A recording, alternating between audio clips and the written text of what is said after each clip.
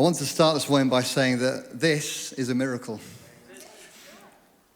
If some of you don't know, we have been involved in an orphanage since around about 2017, and it was birthed out of two main goals from a passion from Pastors Ali and Katie to support children in Sierra Leone in desperate need.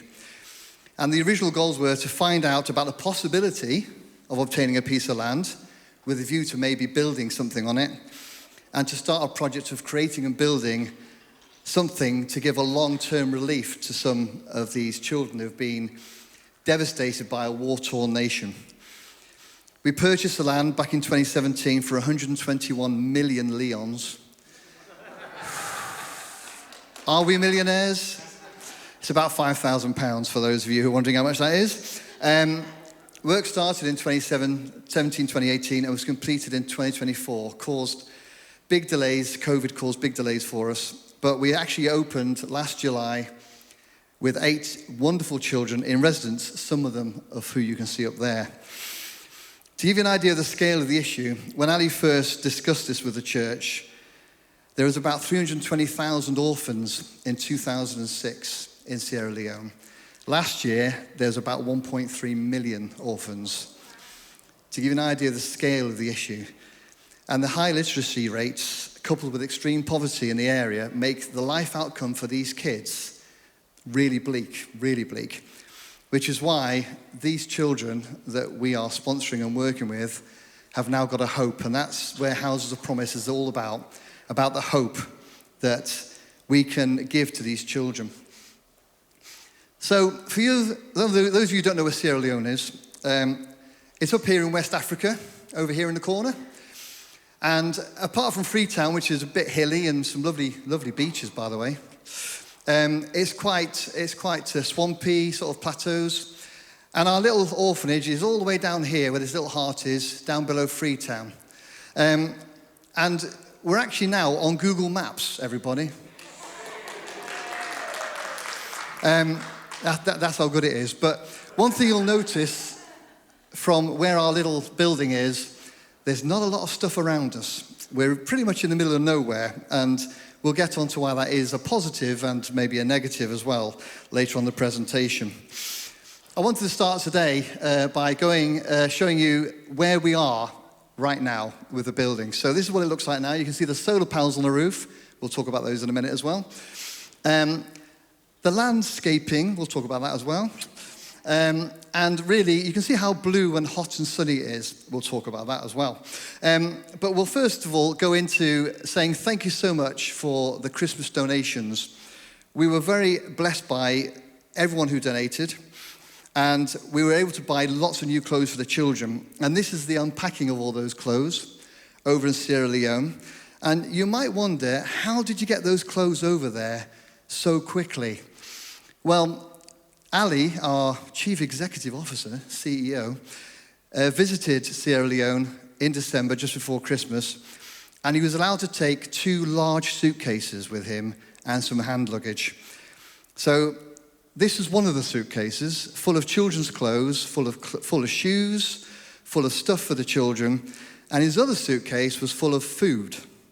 So he took smoked sausages, long-folded salami, chorizo, in actual fact, anything that would fatten the kids up. And this is from Ali's notes. He said, this is Katie wanting to fatten the kids up before the rainy season. So this was a massive sacrifice for Ali, only taking hand luggage with him. So thank you, Ali, for that. But that's how we got the stuff over there so quickly. We also purchased some special Christmas outfits for the kids. Katie bought them all the same. All the girls had the same dresses. All the boys had the same outfits. No arguments. And she labeled them all as well. So they had special clothing for Christmas Day. While Ali was over there, he was able to do quite a bit of work. Every time Ali goes over, by the way, he doesn't go on holiday. Ali spends every single minute over there pretty much working very, very hard. And this time he was able to repaint the hall and classroom to get rid of all the watermarks. And you probably don't know why there was watermarks, because last time I did a presentation was back in August 2023. But the reason there were watermarks was because all the pipework in the walls that had been there for years, that had been fitted. When we finally connected the water to it, lots of the water pipes cracked, they burst, they opened up, and we had water everywhere. So Ali spent a lot of time repainting the hall and classroom and making it look festive for the kids. You can see the lovely Christmas lights along the top wall there, which I think is amazing. And we were determined to make this Christmas, the very first Christmas for these kids, really special. He also repainted the hall and the entrance area. That's not you though, Ali, that's somebody else. But anyway, painting, he says he painted it, but I'm sure he helped. Painting the halls and doing the entrance hall as well. We also decorated the girls' bedroom, which I think looks pretty good. Again, with the lights along the top. Ali drilled in some of the walls, but then eventually gave up and used a curtain rail because the walls are like really hard work to get through. And he said it was tough going, but I think it looks amazing. Now, I know these are Christmas lights, but I have a funny feeling they may stay a bit longer. Possibly forever, I don't know. But they're certainly going to last longer than just Christmas. One of the things that we are struggling with a bit now is storage. When I last spoke to you, we didn't have any stuff in the orphanage. We've now got lots of stuff, lots and lots and lots of stuff. So we need cupboards and storage to put the stuff away in, things like clothes, shoes, books, toys. And also for the kitchen, we could do with some storage to put away the cans, the dried foods, and all that sort of good stuff. The drawers and wardrobes you can see there, they are rammed to capacity, so we need some more space. This next slide, by the way, is one of my favourites. I think this is really, really good. This is a photo shoot that Ali did with the children.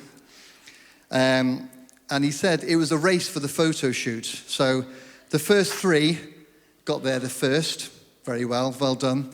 And then some more joined, and then the final picture is all of them together. One of the things you didn't see, I mean, we've got some videos to share, so if you want to see more, please do talk to Ali, myself, or Zach. The kids are really happy, okay? And this is incredible. These children, they've lost their parents, both parents. They've been pulled out of a secure environment into a new family, and they are happy. They are really happy. And that's a really important fact. So for us, this is a really good thing to see them all happy and together as one happy family. This is Christmas Day, getting ready for their big day out. I've got to say, Ali, I'm quite impressed that the kids' poses are getting much better. When we first took photographs, they were always looking the opposite direction, but now look at this. This is almost like a photo shoot again. One of the things is, you'll probably notice that they've all got sunglasses on. Some of them, most of them have never worn sunglasses before, ever. And so for them, this is a really special thing, and they didn't want to take them off. We were able to arrange a trip to the beach for them. We arranged transportation and funded a trip down to the beach for them as well. So they had a really special Christmas day. And again, that was mostly due to the very generous Christmas donations and support that you guys have given us. While Ali was there, he fitted some fans. In the interior heat of the orphanage now during the dry season is unbearable. And the staff and the children were breaking out in heat rashes.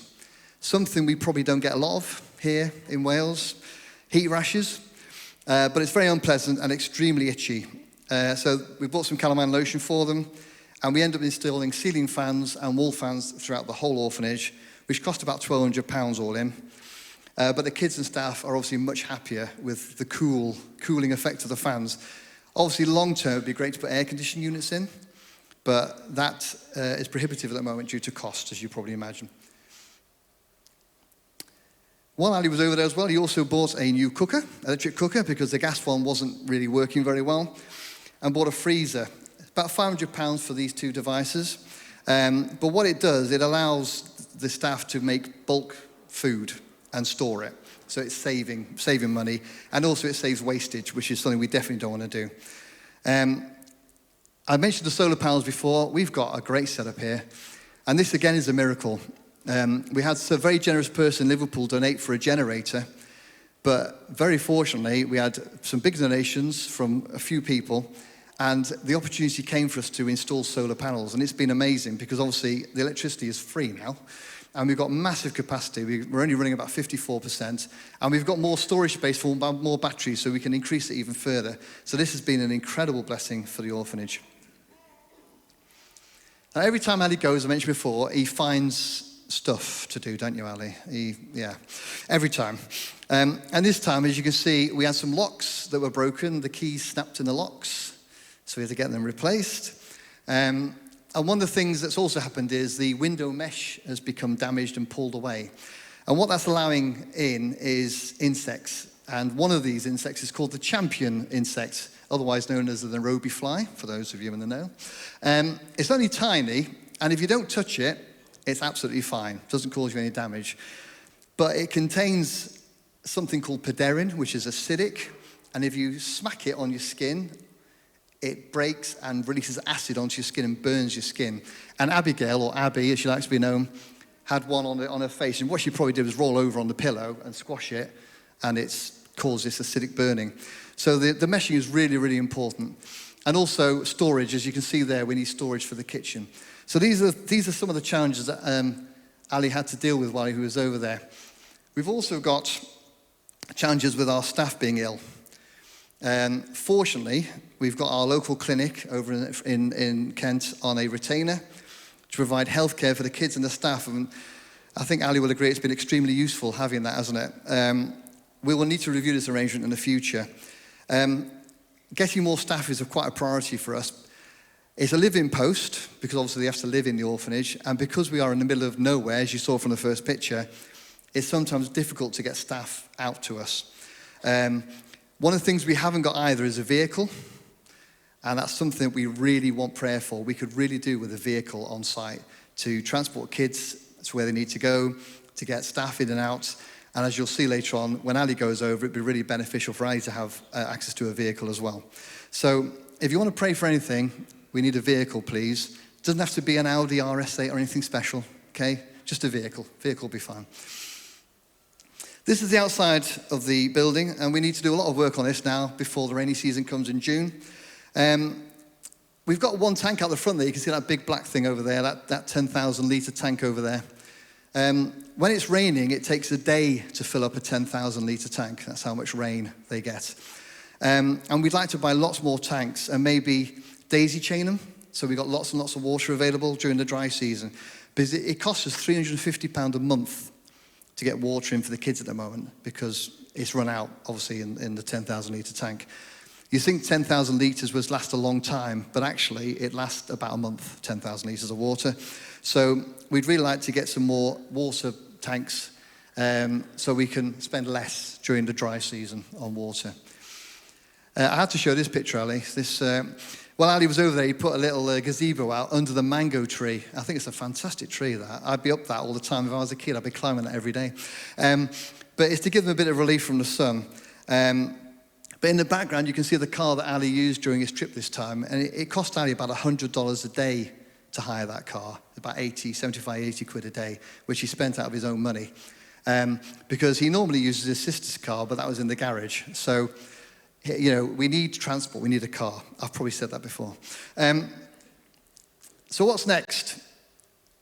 What we'd like to do next is do some landscaping. We'd like to get the ground is very rocky still, although it's a far cry from where it was when we first got there, because it was just shrubs and rocks everywhere. We'd love to get a playground outside for the kids to play on. We'd love to do that. And we'd like to do a bit more security, some barbed wire on the walls, some motion light sensors and stuff like that, so it's a bit more secure for the kids and the staff. And the next stage is we'd like to grow. Yeah? We've got 8 children at the moment. Maybe we could go to 12, Ali? 12? Maybe go to 12 in the next 12 months. I think we'd like to do that. And then once we've got that done, what's the maximum capacity? Is it 24? It was 12, but we can go to the boat. Yeah. So we can get up to 24. So 12 is a good capacity, but 24 is our maximum capacity. So we'd like to get to there. We need more staff. We need more funds. Obviously, once we get to 24, then we build the next one, don't we, Ali? Yeah. We start the next one off then. But we've been 6 months open now. The children have dramatically changed. One of the things that Ali said that I think it was your mum who went over. Yeah. His mum went to visit 6 months after the kids had arrived, and she said the transformation in them was dramatic. from when they first arrived. So it's having a really positive effect. They're having education, they're having welfare, they're being well fed. These kids have now got a real hope and a real future ahead of them. And finally, I just want to say thank you. We've praised God, first of all, for this miracle, because it is a miracle.